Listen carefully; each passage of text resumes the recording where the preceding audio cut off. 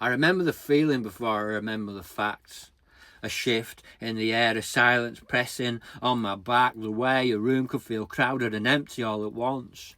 How laughter outside sounded distant and blunt. I didn't understand what had been taken from me. I just knew the world suddenly felt unsafe to be, like childhood had slipped through a crack in the floor. And nobody mentioned it lived there before.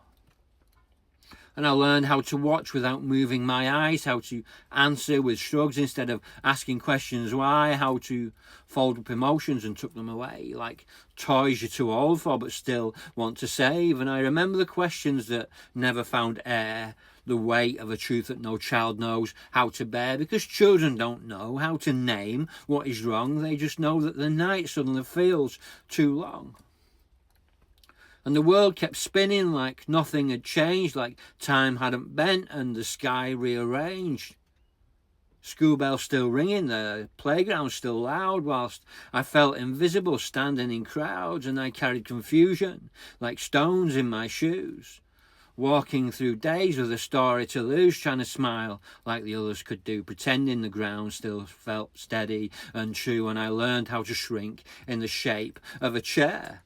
How to vanish politely while still being there, how silence can echo much louder than screams, how fear slips quietly into your dreams. And I thought it was weakness to carry that pain, thought silence would somehow make normal remain, thought growing meant burying everything deep, like secrets are safer the further away that they sleep. But darkness forgets what children become.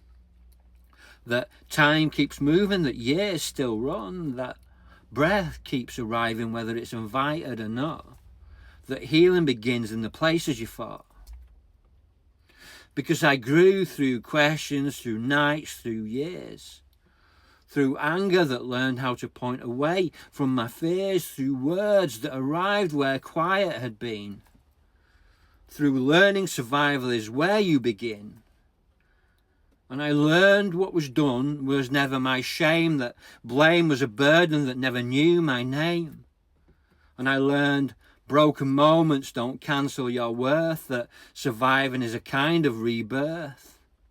And what happened to me lives in chapters gone by, but it doesn't decide how the rest of me writes. It may be a shadow that follows my past, but it doesn't control how my future will last. Because being here now, still breathing, still true, is proof that survival can rewrite you too.